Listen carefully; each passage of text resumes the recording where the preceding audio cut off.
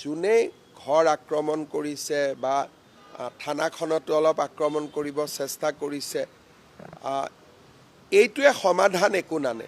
কাৰ্বি আলঙত বাস কৰা অনা কাৰ্বি বা যিসকল কাৰ্বি আলঙৰ স্থায়ী লোক নহয় তেওঁলোকক নিজৰ মাটিৰ পৰা উচ্ছেদ কৰিব লাগে বুলি বহুদিনৰ পৰা এটা দাবী আছে। কিন্তু গুৱাহাটী উচ্চ ন্যায়ালয়ে এটা ইণ্টাৰিম জাজমেণ্ট দিছে যে বৰ্তমান আমি তেওঁলোকক এভিকশ্যন কৰিব নোৱাৰোঁ। কোৰ্টৰ এগেইনষ্টতকৈ এভিকশ্যন কৰাটো সম্ভৱ নহয়, কিন্তু স্বাভাৱিকভাৱে এছাম লোকে এইটো বিচাৰিছে যে ইমিডিয়েট এভিকশ্যন হ'ব লাগে। এই ক্ষেত্ৰত আমৰণ অনশন কৰি আছিলে। যেতিয়া স্বাস্থ্যৰ অৱনতি ঘটিলে আমি তেওঁলোকক গুৱাহাটী মেডিকেল কলেজলৈ লৈ আহিলোঁ। তাতে এটা বাতৰি কোনোবাই উলিয়াই দিলে যে আমি তেওঁলোকক গ্ৰেপ্তাৰ কৰিছোঁ। কোনো গ্ৰেপ্তাৰ কৰা হোৱা নাই, চিকিৎসাৰ কাৰণে অনা হৈছিলে।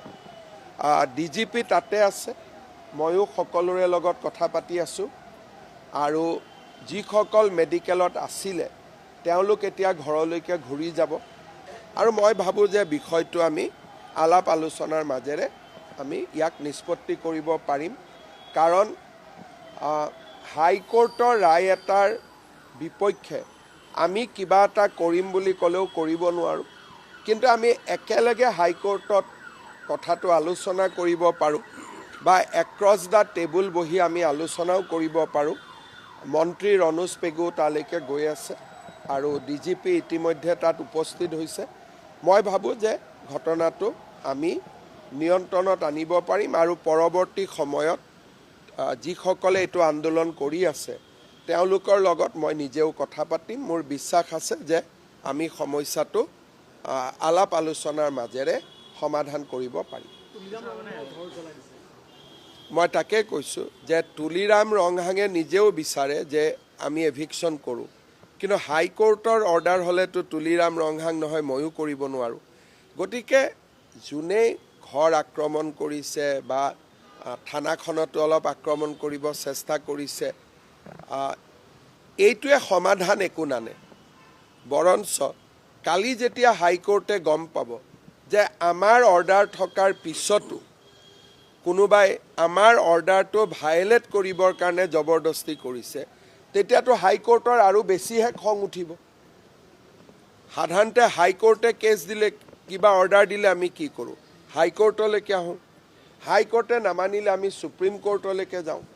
কিন্তু হাইকোৰ্টৰ অৰ্ডাৰ থকা বিষয় এটাত আমি যদি কাজিয়া পেচাল কৰোঁ তেতিয়া হাইকোৰ্টে আলোচনাৰ ৰাস্তাটোতো তাত প্ৰশ্নবোধক চিন আহিব।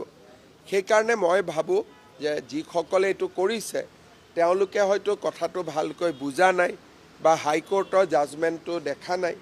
এতিয়া DGPয়ে তেওঁলোকৰ লগত কথা পাতি আছে, ময়ো কথা পাতি আছোঁ। মই ভাবোঁ যে ৰাতিৰ ভিতৰতে পৰিস্থিতি নিয়ন্ত্ৰণত আহি যাব।